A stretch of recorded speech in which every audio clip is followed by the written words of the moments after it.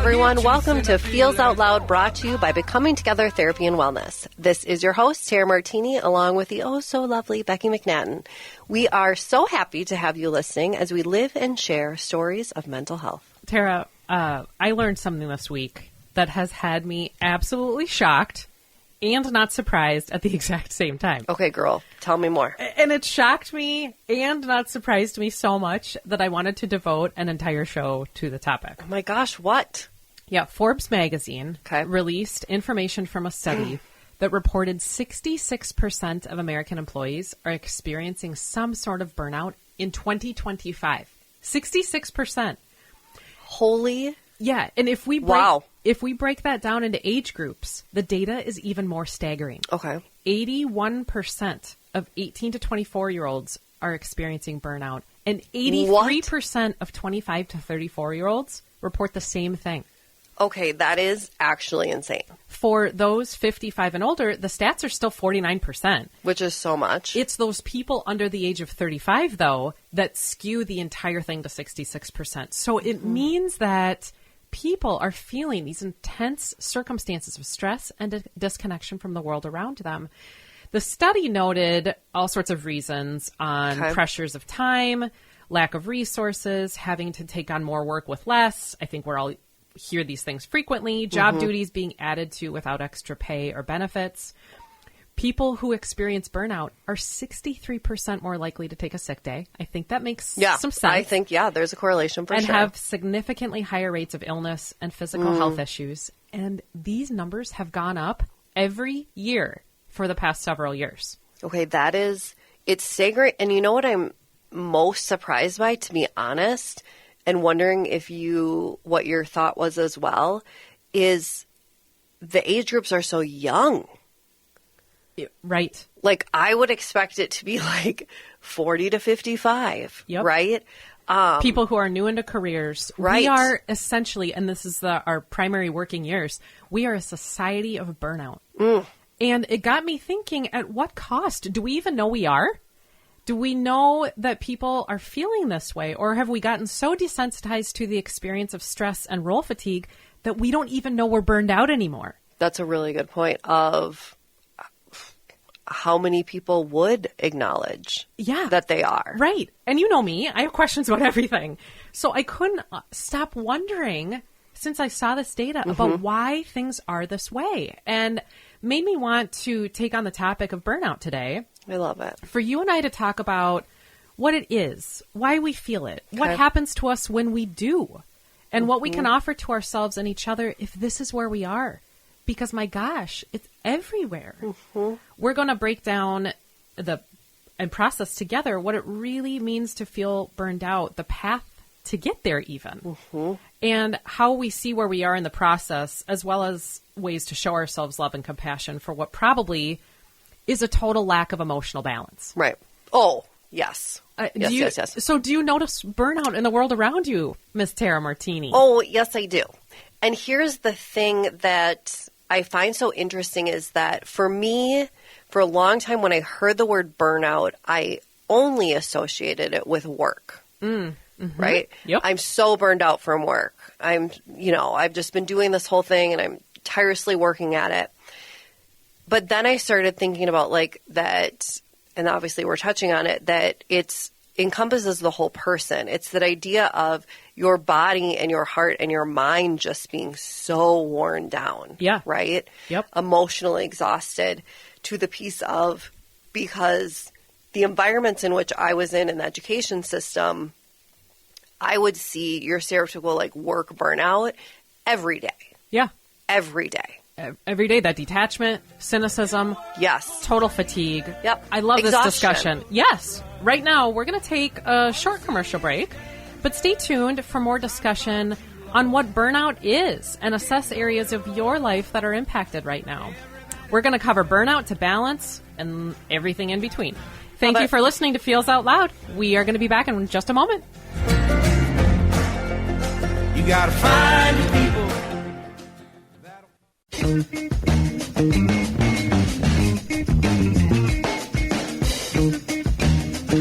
Welcome back to Feels Out Loud, brought to you by Becoming Together Therapy and Wellness. I'm Tara Martini with Becky McNattin. Let's dive right back into the lived experience of burnout and what that looks like. Okay, so Tara, if 66% of us are experiencing burnout, as we noted in that last segment, and really this goes to 80% for anyone younger than 35, over 80%. That is almost everyone. Yeah, that means a sizable amount of people we come into contact with are struggling right now. And we might not fully see it, but the story is real. If you are listening today and feeling the intensity of burnout, it isn't just you. It is everywhere. In your life, Tara, what has burnout felt like to you? This might sound really random, but the biggest indicator that when I realized that burnout may be something that I could relate to was, for me, and we'll talk about this I know later, for me, one thing that I always could go back on that brought me joy, reading and caring for my plants. Those were two things I always had. Like I knew no matter how stressed I was. But then I realized there was a day where I noticed like, wow, I haven't picked up a book in almost a year. And me taking care of my plants, which I know many people say I have too many, went from producing joy to being a producer of stress. That's such a good point, in that things that were my grounding sources or things that I found meaning and purpose and enjoyment in don't bring me that anymore. Yep. So that is how, I love that's that. what it feels like to me. Yeah. I want to share a story of burnout from someone I know very well. And listeners, I'd like you, as you're hearing this, to think about parts of this person's lived experience that you might resonate with. Okay. So here's the story. I am fakeness walking. Oh. I smile every single day, desperately looking for the good around me, and simultaneously tell myself that it's stupid to be so empty. I work super hard, but if I let myself think too much about any of it, I realize it's all pretty pointless. Nonetheless, I grind. I push myself to a higher bar. I exceed expectations. I share about myself if asked. I get it all done. But in reality, I'm constantly stressed. I'm overworked. I'm tired in a way that is hard to explain. It isn't only my body that's fatigued. It's like a weight of negativity that I wear every day. Even thinking about it makes me exhausted. I avoid people and questions that get at anything more than the surface because I don't feel like I have anything that great to say. I've told myself to ignore it, to push through, that any of this must be because I just need to do more. I look forward to all of the moments I'm not in and then don't enjoy any of them when they are actually happening. If you saw me, you wouldn't know. If you talked to me, you wouldn't know. But if you knew me, well, you'd feel hollow too. And there's the story. Tara, what would you say to this story? Powerful, right? So powerful. It brings up so many feels. First, I think what a universal concept that I think so many people listening, myself included, really could put myself in, if not one part, more part, you know what I mean, to it. And what stood out to me the most was that piece of, but if you looked at me and talked to me, you would have no idea. That was what stood out to me too. The way that we wear our burnout. Yes. Because I don't think I look around me and notice that 80%, even 2/3 of people are walking burned out. Right. Right. Are living that experience of an aspect of their lives. I don't see it. And so that was so much of what I resonated with as well. And if you saw me, you wouldn't know. If you felt how I feel, you'd feel empty too. And what are we doing to compensate for that feeling internally and how we're masking that? Right. It's that classic mask, right? We're wearing that mask. We've talked about whether that mask is anger, whether that mask is a mask of grief, like, hey, I'm fine, but you don't know how I feel inside. That fits so perfectly as well with this burnout piece Yeah. of if you looked, if you asked, if you talked to, you would have no idea. I think about our practice is so small, right? You know, think then, even though that, take that percentage and how many people, then it makes me think of like, but everybody seems great, right? Well, and part of what this story makes me think about, burnout can change so subtly that we don't really see it in ourselves. The person who wrote this story definitely can see burnout in themselves. They have a recollection of that. But we don't necessarily wake up one day and feel completely different. Very good point. Where we can say, oh, I know exactly what's going on for me. Right. Maybe we start to notice the negative in everything. Maybe we stop smiling or laughing. Maybe we feel calloused. As you said, you all of a sudden noticed, but that was subtle over the course of time. You realized you hadn't picked up a book in a year. This person obviously feels burnout in themselves, but what if we don't? How can we tell? And have you had a time, I know I've had a time, but have you had a time, Tara, where you were experiencing burnout and didn't see it in you? I think it is, and I've gone back to this example in the past, but it is that idea of we are ingrained in us that you are a mom, you can work full time, you can be a wife, and you can do all these things. And I was teaching, and I was married, and I was a mom. And, well, you have everything in a job that you have such a purpose, right? And is your purpose. But I noticed that little things carried over into each part of my life where I'd get a little bit more sensitive about things or a little less able to multitask in not just my teaching, right? But as me as a mom or a wife or, you know, whatever it was. And so it's those little things, and then those things increased over time. But at first, I didn't think of it as burnout. I just thought, well, I'm a mom and I'm tired. Well, I'm a teacher who's been teaching 20 years with 140 kids every year. Well, of course I'm tired. Yeah. But I never saw it ever as burnout. Okay.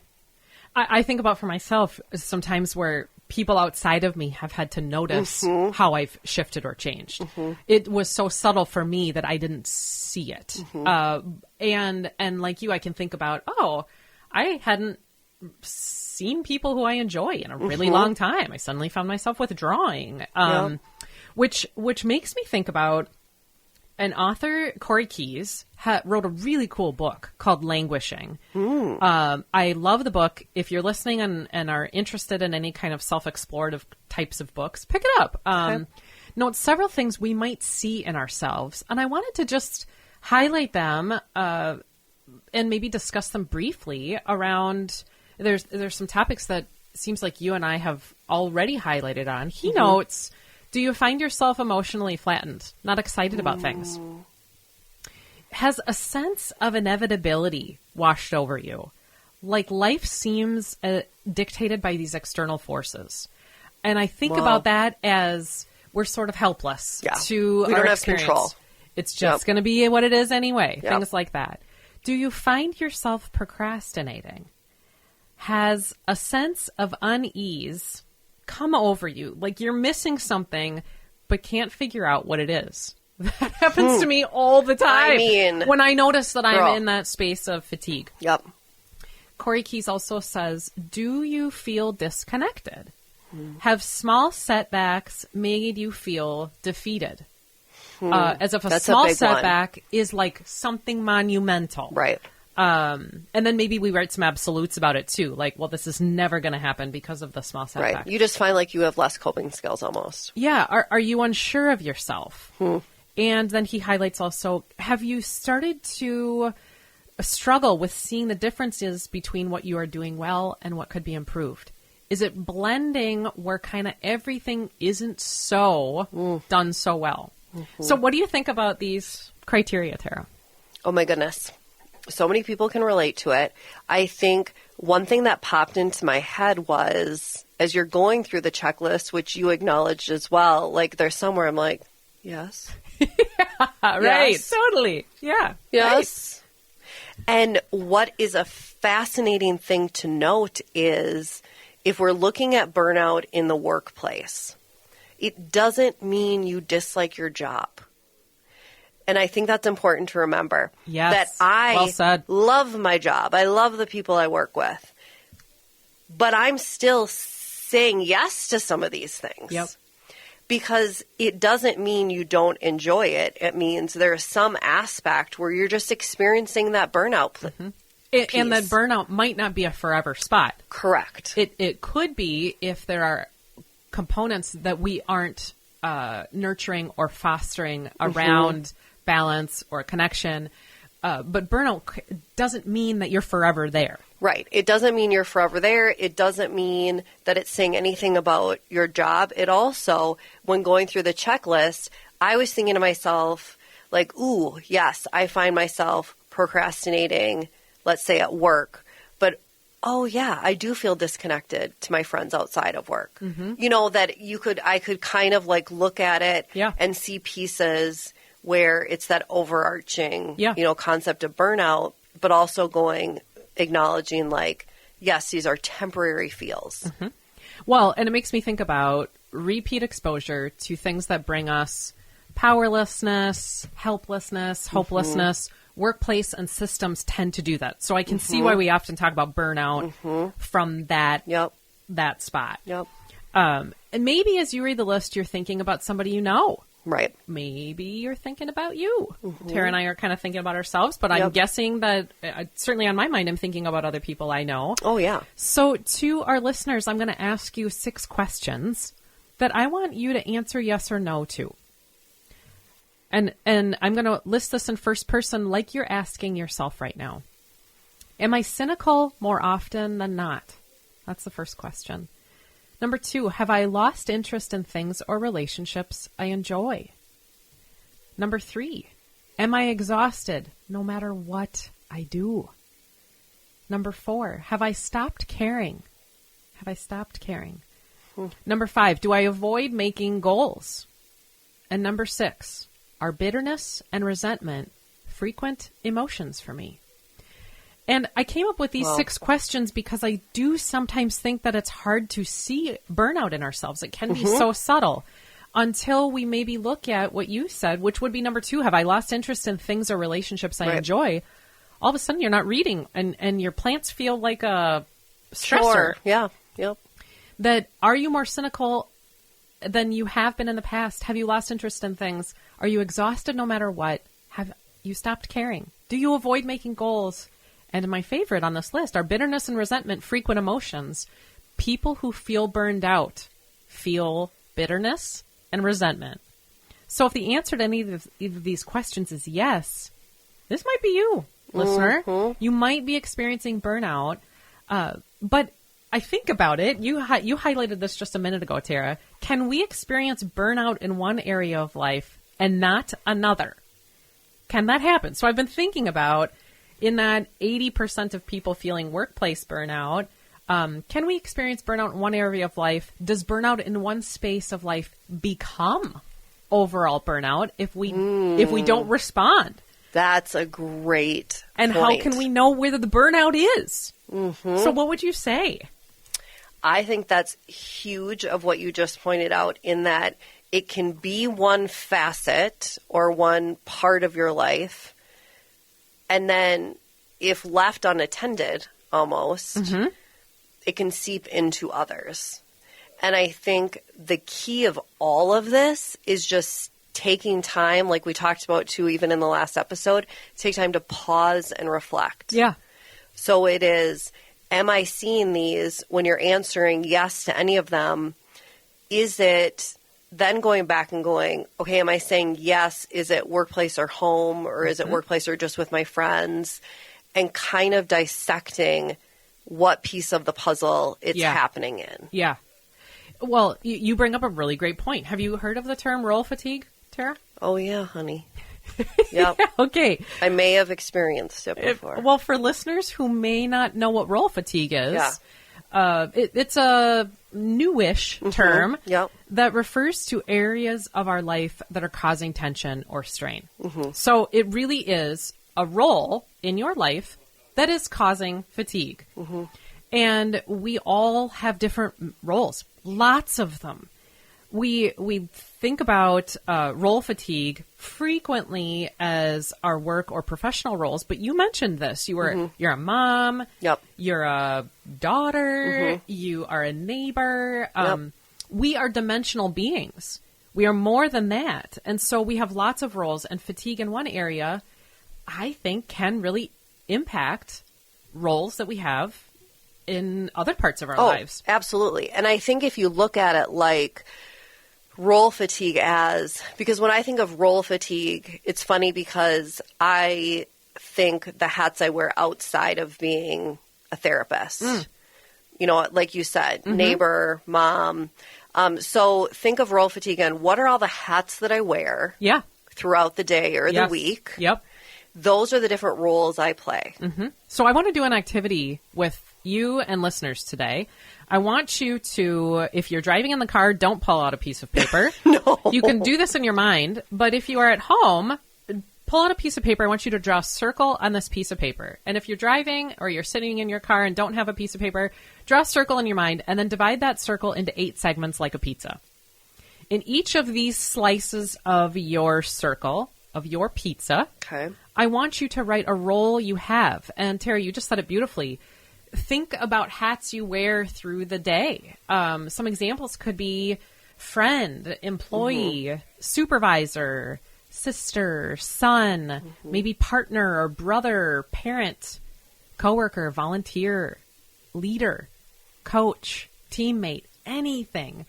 All of these different spots of your life and the roles that you embody, even in the course of a day. And if you're struggling with writing something down and filling in 8 spots, think about just your last couple of days in activities that you did or people who you talked to and what is your relationship and connection to them. I think it's so fascinating because because I'm doing this as well, because I have to be a good student, obviously. I made the pie and my first thought was, Becky, girl, there is no way I'm going to be able to do 8.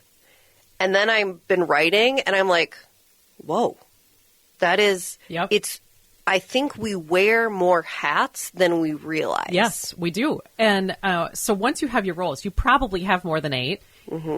We could make this a more segments even. But for now, once you have your roles put in the segments, I want you to take a look at the circle. I want you to take it in for a minute. Look at how many roles you have. And you probably have double this. Whatever you've put into your circle, you probably have double that. But give yourself some grace for what is in these segments. And now I want you to think about a scale of energy you feel around that role. So let's picture a scale of energy, 1 to 5. 1 is no energy at all, total depletion. 5 is this amazing, fulfilling energy. And I want you to look at each of the spots, each segment in your circle. And I want you to put a number 1 to 5. 1 being total depletion, 5 being this amazing, fulfilling energy. On how that kind of energy corresponds to the role that you have in your life right now. And when you've done that, so it takes you maybe a couple of moments here. Yeah. I want you to look at the circle. Take a look at your circle. What kinds of numbers do you see? Do you have any 5s? Do you have all 1s? Do you have all 1s? Are you hovering in the middle for everything, where there aren't any roles that are feeling energizing to you fully? And how often do you think this shifts? If you did this activity, so look at this right now. If you did this activity a week ago, would it look different from today? Just pondering it. Because that gets also at burnout shifts. Sometimes we have a day of burnout.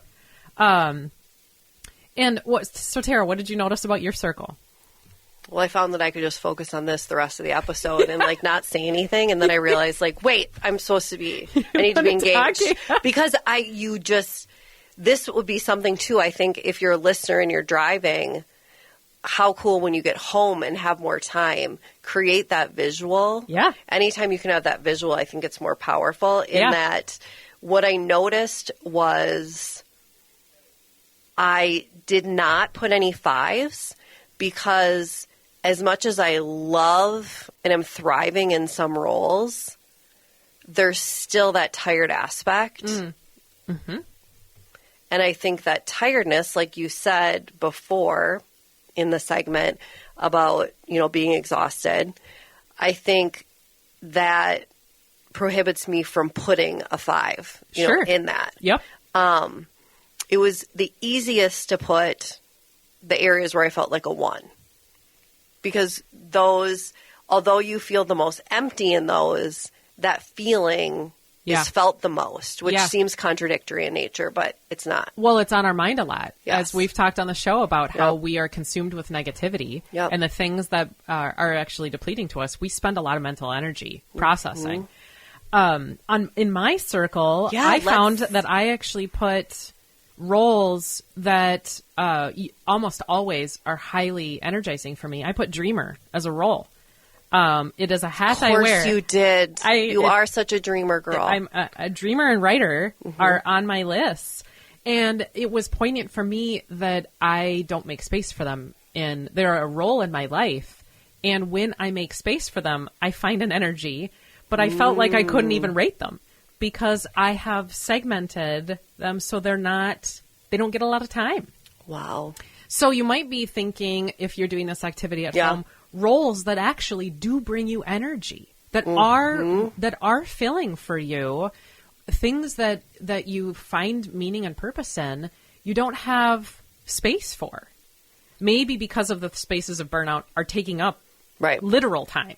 Well, and if you look at, and I know people can't see, but if you look at the difference between mine and Becky's, mine are your stereotypical hats that you'd wear, right? Friend, daughter, sister, mother, aunt, where I looked at it like that, where when looking at Becky's, like you said that there's that piece of, these are the things that energize me. I'm the writer, I'm the dreamer.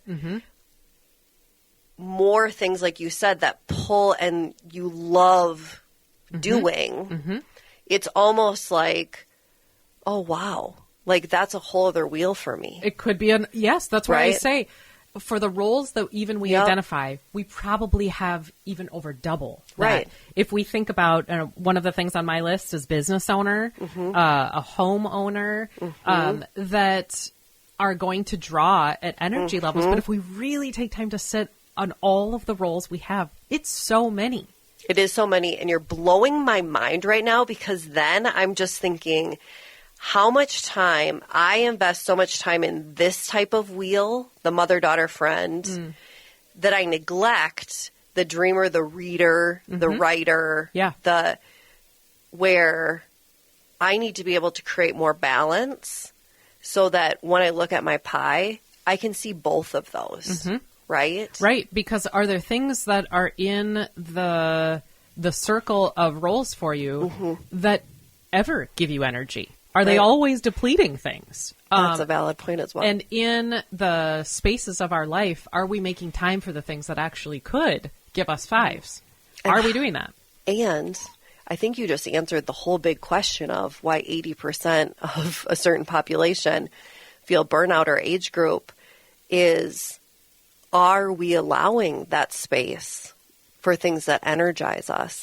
Or are we simply giving that space up to things that take our energy?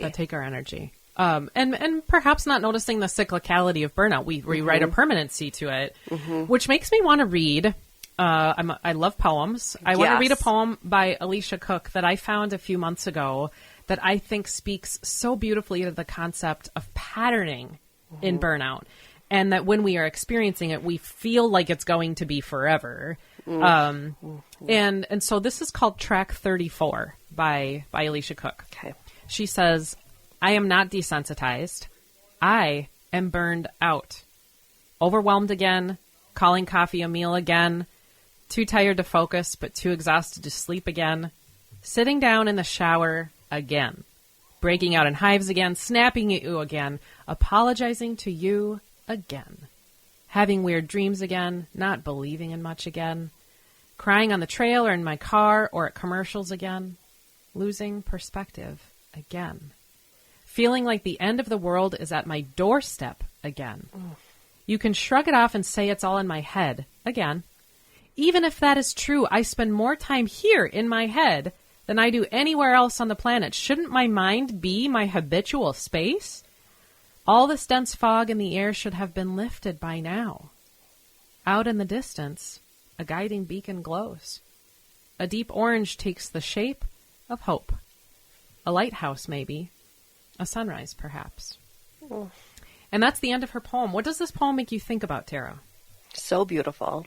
And thank you for sharing that poem. That's amazing.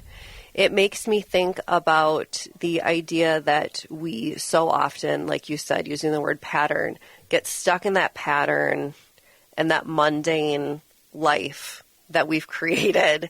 And it takes so much energy to step out of it, but so often we don't think to step out of it, right? And then also that the point where it's again and again and again, but then there's not the again, there's that hope. Yeah. That it is temporary.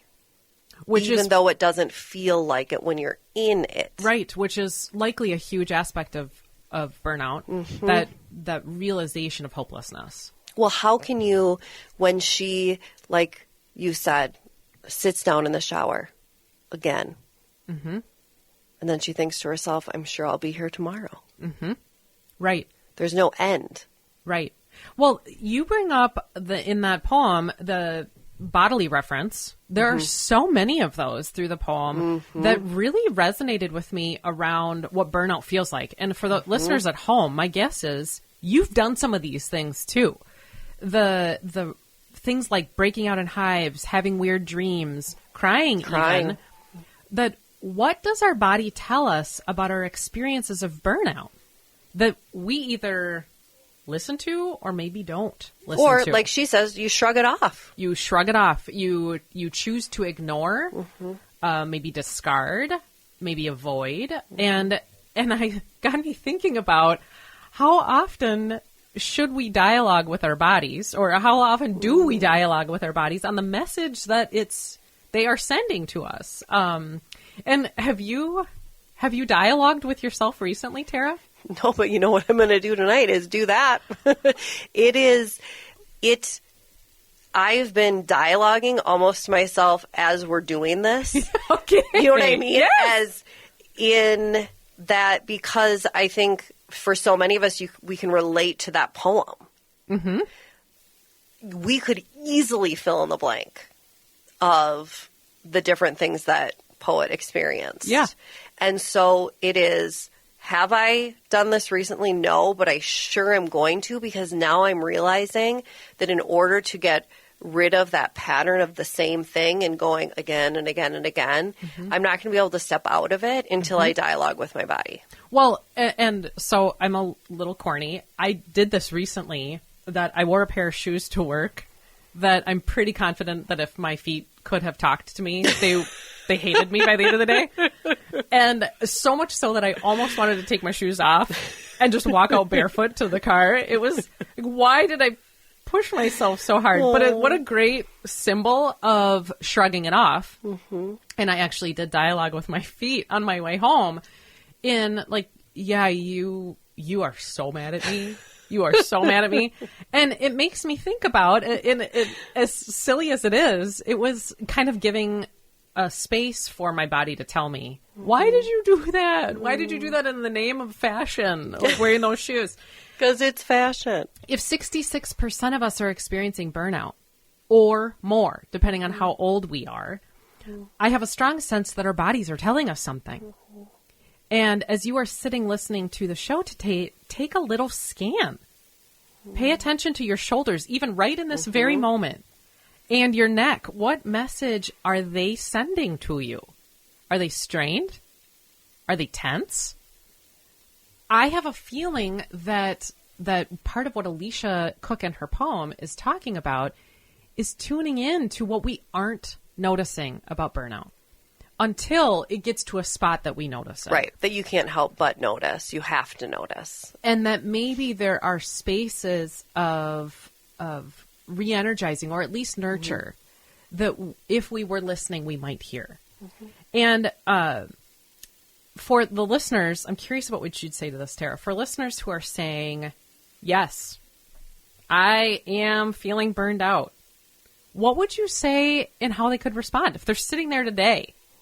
Like, yep, that's me. I'm burned out. Yep. I think it is that if we can anytime, it's almost like one of the things I'll tell clients is to journal every night, just 1 or 2 sentences from a place of love. Like, what would love say to you every night? I think that piece, if you are sitting there and you feel that burnout, well, what would love say to you right now? That your body deserves rest, that your heart deserves rest. And then what does that look like? Right.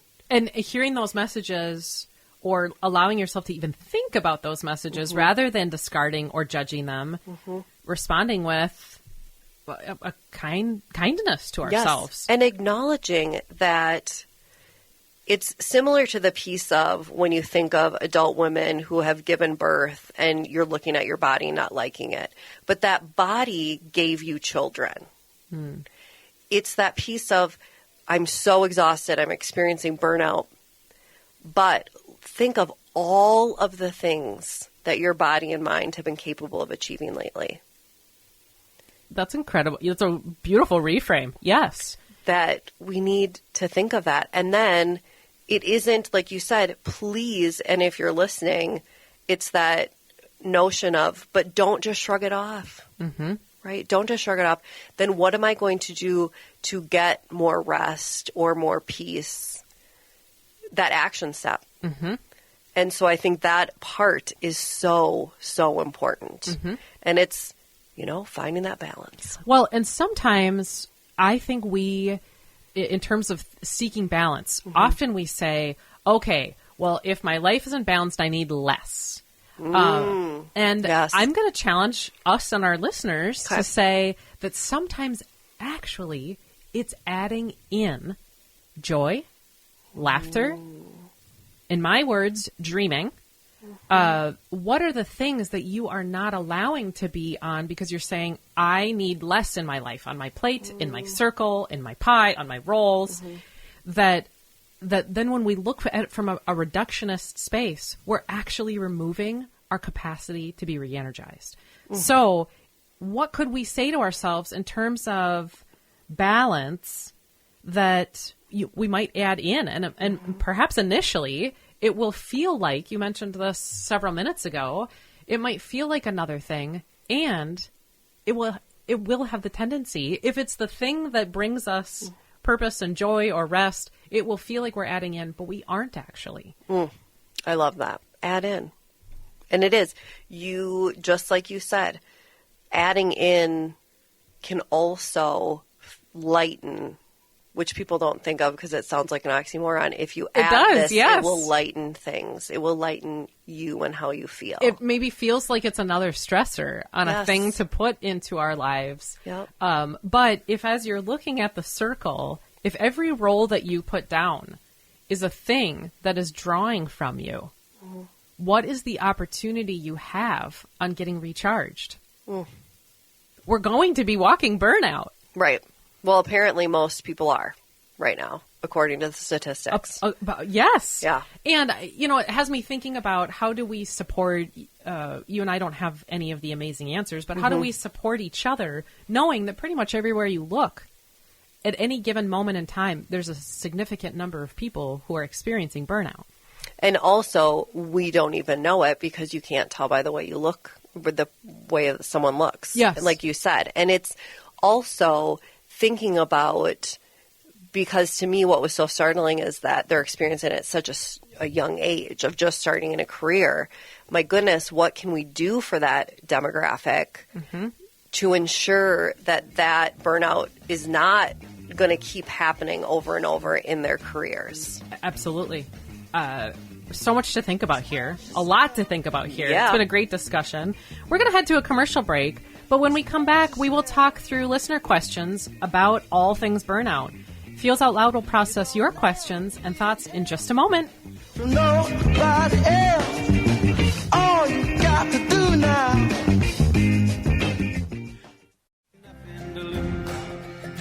In a world full of strangers, you don't know who to trust. All you see is danger, trying to find what you lost. We are back again with Feels Out Loud, and this part of the show is where we talk through questions from our beautiful listeners. If you have a question related to mental wellness, sharing feelings, or topics for each week that you would like us to process through, please visit our website at becomingtogethermn.com and find the Feels Out Loud page to submit a question directly. Or you can email us at contact@becomingtogethermn.com. We truly want to hear from you and what you are wondering about. And I want to just give some gratitude to people who shared their experiences with burnout in coming up with a question or a listener response today. There were a lot of people who are feeling burned out by their work, which isn't an unusual thing. It's common. We clearly found that from the data. So this listener says, I feel so burned out about my job, but does that mean I have to leave my position? I don't know if I can do that. And I chose this question in part because there was so much burnout around workplace. And I do think that sometimes the spot of despair created from burnout leads us to desperate thinking. And we sometimes, in that hopelessness, we write, well, the only thing that will do that is some sort of monumental thing. Right, which Change. is not a good thing. That's very scary. Yep. And that also rationalizes, well, you better just shrug it off then and keep doing it because you can't make any change. Right. And so to this listener, thank you for acknowledging this. And also I would say, no, you do not have to leave your job. You do not. That burnout is a desperate space. And often, a few weeks ago, we did a show on transition, that when we feel burned out, we're disconnected, we're detached. We talked about that in the show today. But when we are in spots of transition, if we can pause, we learned that from that show, that's a good thing. I tend to think in my life that if I can avoid making a decision from a desperate spot, that's good. Yes. So sometimes we can't avoid doing that. But if we can think about how to perhaps pause and not make a choice about leaving a job that we feel burned out in, that might be the attuned decision. I would suggest to this listener that maybe looking at areas of your life that bring you energy that aren't part of your life right now. And how can you seek to nurture those aspects of your life? If work is burned out, maybe don't think about more things related to work. Right. What needs to be different there, what needs to change. Think about what else. Ask yourself, totally different area of life. I'm going to move over here and I'm going to think about how to nurture and amplify that part. And it may even be acknowledging that it isn't work that is creating the burnout. The burnout could be coming from a different source. That's a very good point. But creeping over to that puzzle piece. That is so important to recognize. And it brings us back to this pizza pie that you created, in that when you say, think back to something that energizes you, look at your pizza and what pieces are missing that did formerly energize you. Yeah. Are there roles that, if you generated a bigger list of roles, are there roles you miss? Right. Are there roles that you have previously had that brought you something that isn't present right now in your life? And rather than make a decision from burnout, think about how to fill yourself differently with energy, and then tell yourself, I'll make a decision. Right. Then maybe I'll think about, where is life headed for me? Then I'll think about professional plans and trajectory. But don't write a big scenario that maybe is going to leave you feeling even more depleted. Right. Because when we think about engaging in transition, we're also wrapping ourselves up in new roles.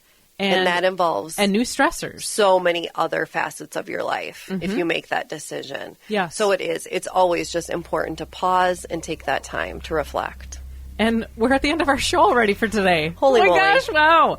Thank you for listening this morning, everyone. Join us next week as we talk about healing the nervous system with a chiropractor who is going to be a guest on the show. And in the week ahead, be kind to yourself. Remember that connection fosters wellness. And everyone, your voice is one that the world around you needs to hear. Share yourselves, friends. I wanna feel just